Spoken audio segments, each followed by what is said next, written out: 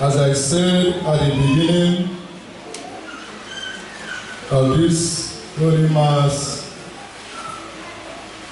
today is Ash Wednesday, the 26th of February, year 2020. And in a special way, this year's Ash Wednesday, the Catholic bishops of Nigeria have directed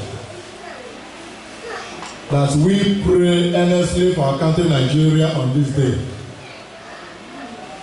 And as a sign of our solidarity with the fallen, the weak, the slave,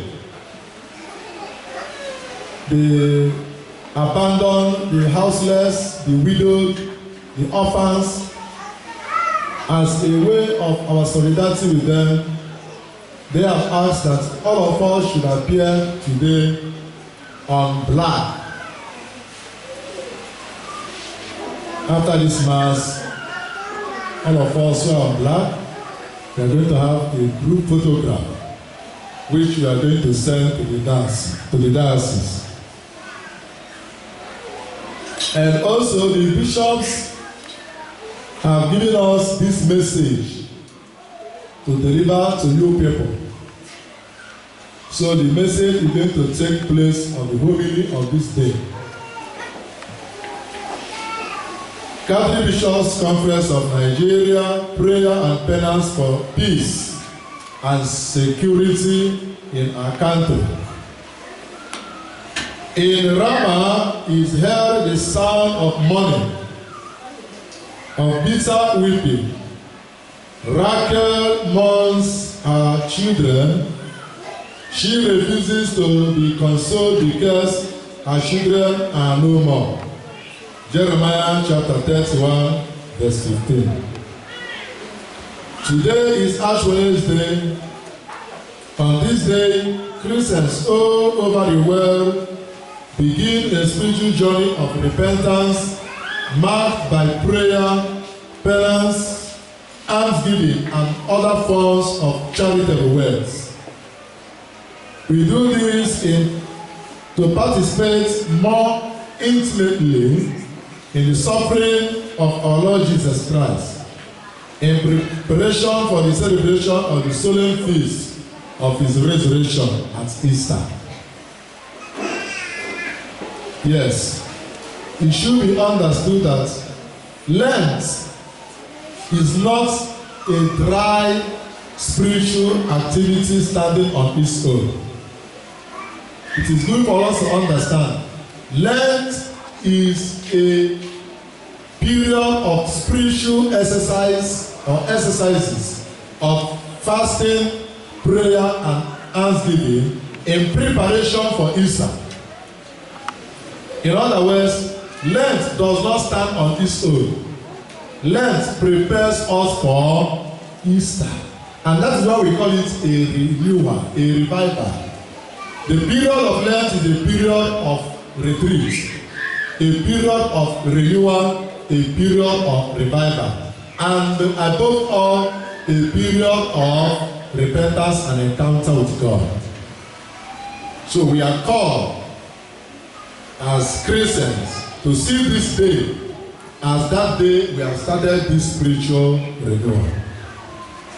As we begin the holy season, we, the Catholic Bishop of Nigeria, that is day now, invite all Catholics in Nigeria as well as other Christians and persons of goodwill to unite in prayer and penance for peace and security in our country.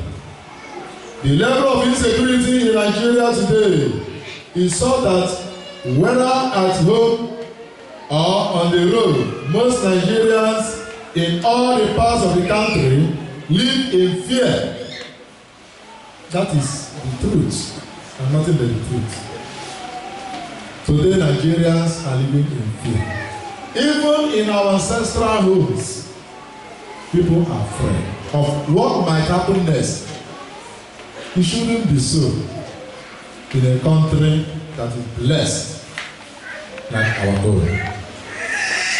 The repeated barbaric execution of Christians by the Boko Haram insurgents and the incessant cases of kidnapping for ransom linked to the same group and other terrorists have traumatized many citizens.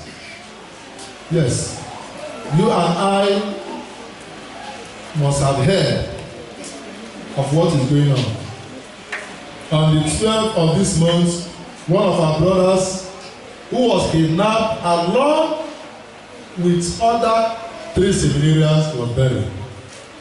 Brother Nnadi Michael, a young 18 years old philosophy 1 student who happily went to the seminary that he wanted to serve God. And this man, not having regard for the holy place, for the hallowed ground and sacred place called the seminary, they went there and kidnapped him. And after collecting ransom, they still killed him, along with many others that have been killed. This is worrisome, and that is why bishops are calling for prayer, that we cry to God that God will have mercy on us. That the perpetrators of these heinous crimes make public shows of them on social media, and Nigerians do not hear of any arrests or prosecution of the criminals, raises grave questions about the ability and the willingness of the government to protect the lives of the ordinary Nigerians. You hear of those things happening.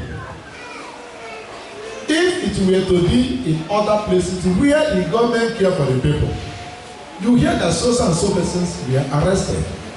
Those sponsoring them were arrested and made public and prosecuted. But in our own situation, what we hear is that those people who went about killing people are now called the repented Boko Haram, and now they are trying to form an agency to take care of them. While those they kill their husband and children, they are living in camps apart from their roots.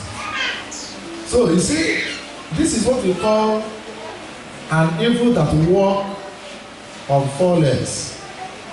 It is an evil on 4 legs happening in our country, Nigeria. And we cannot but speak out to call evil evil, irrespective of who is involved or who may be hurt. So the bishops are calling, reminding that they are not happy that while people are killed, the government is undue keeping quiet. So make matters worse, many communities are constantly threatened, harassed, and sometimes even sacked by herdsmen as they seek to take over more territories to graze their cattle forcefully. Aware of our moral responsibility, may we once again remind all the arms of government in Nigeria and all whose responsibility it is to protect Nigerians, that without security there can be no peace, and without peace that there can be no development or national growth. We therefore appeal to the government to immediately put a stop to this unprecedented wave of violence and brutality, aimed particularly at Christians. We also call for the arrest and the prosecution of all those behind these senseless killings that sow the dangerous seed of hate and distrust among the various segments of the Nigerian society. So the call goes back to government, and I believe they will hear and listen and also act to stop what is going on in Nigeria. The government cannot claim that it cannot be able to stop what is going on in Nigeria. And if the government should claim that it cannot be able to stop it, then some government should resign. A government that failed to protect the citizens entrusted to it and fails in its primary responsibility of ensuring the prosecution of criminals and perpetrators of evil, such government should be ashamed of itself and resign. So if we tell Nigerian government to resign, we are not saying anything wrong, because it has failed in its responsibility. If people are dying and we keep quiet, what will happen and we make noise? I continue to say this. If people are dying and somebody is keeping quiet, what will now provoke you? If human life does not matter, what matters? Oil well, abi, or cow? We are sad. We are in sorrow and grief, and that is the situation. If everybody is happy in what is happening in Nigeria today, the person is evil. The person is evil. The person is evil. Or the group, whoever is happy because of what is going on in Nigeria today, the person is evil.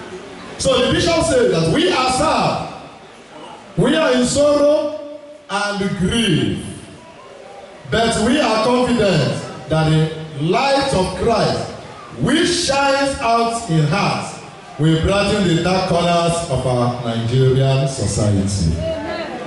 As a mark of mourning for all our brothers and sisters who have been victims of the most recent wave of violence against Christians, we are all dressed in black today and offer our prayers and penance for their repose. Because some of you refuse to wear black, thinking that it's Tarakeli.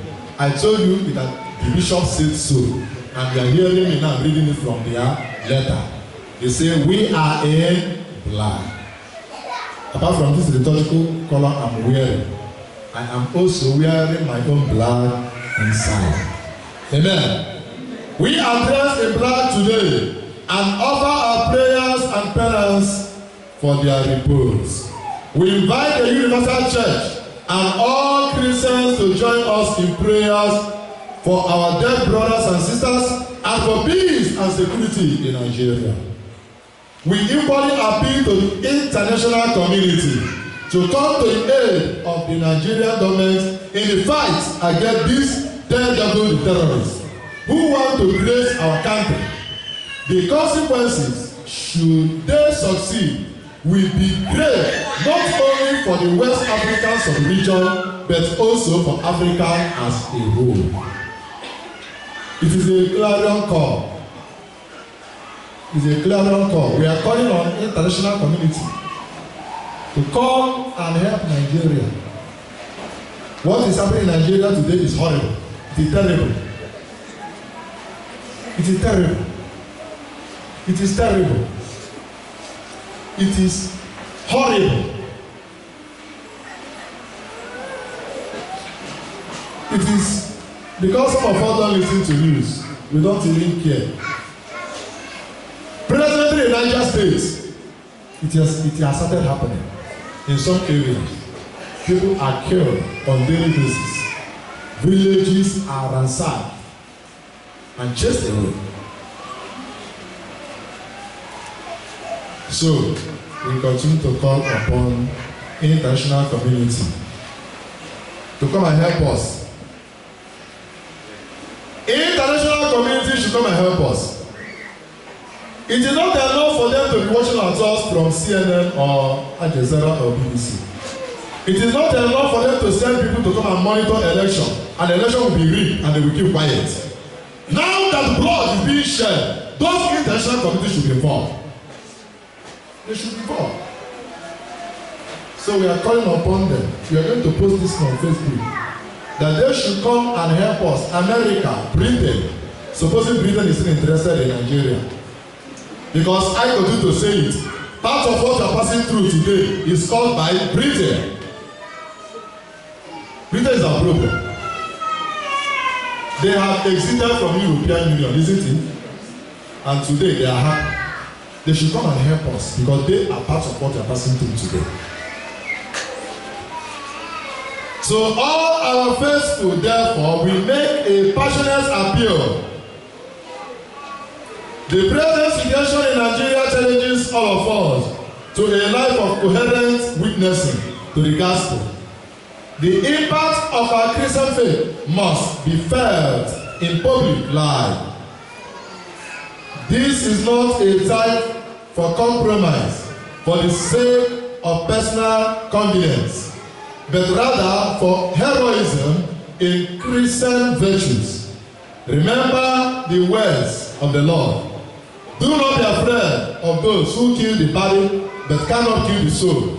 Rather be afraid of the one who can destroy both soul and body in Gehenna. Matthew chapter 10 verse 28.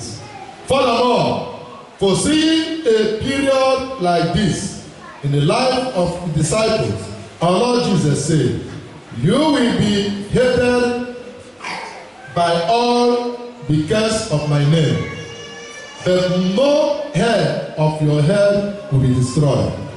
By your perseverance, you will secure your life." Luke chapter 21 verse 19. Before long, it will be Easter, and the Lord will show that he has triumphed over evil, darkness, and death. Be of good courage. Say amen. Amen. The bishops are telling us, be of good courage. Amen. Turn to your neighbor and say, be of good courage. Be of good courage. Say it 3 times. Be of good courage. Be of good courage. Be of good courage. Amen. Amen. Our Lady Queen of Nigeria and Queen of Peace, pray for us. Amen. Our Lady Queen of Nigeria and Queen of Peace, pray for us. Our Lady Queen of Nigeria and Queen of Peace, pray for us. This message is signed by Most Reverend Augustine Akubeze, the President of CBCN, Most Reverend Camillus Umo, Secretary of CBCN. And that is the message that God wants us to reflect on today. What I have to add is, Lent has started. Lent is 40 days. There are 3 groups of people during and after Lent. The first group are people who will start today to procrastinate. Even as we are seated here, they are somewhere. They may rush in and receive the ash and rush out. Stations of the Cross, don't worry. 2nd week I will join you people. 2nd week they say, I think it's 4-5 weeks. Don't worry. By the time we enter the 3rd week, I will be doing these sessions of the cross 3 times in the morning, 3 times in the afternoon, 3 times in the night. Fasting, don't worry. Next week I will start my own fasting dry.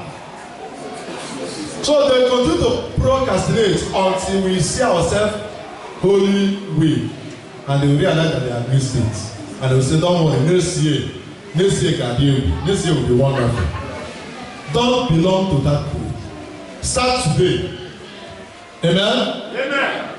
Those days when we used to run relay for 1,500 meters. Once we hear beep, you do what? Move with others, don't wait. Move. So, beep has sounded today. Move with others.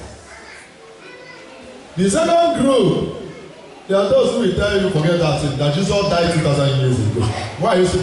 why are you still disturbing yourself? Amen? That Jesus died 2,000 years ago and he has resurrected. But is that what Jesus taught us?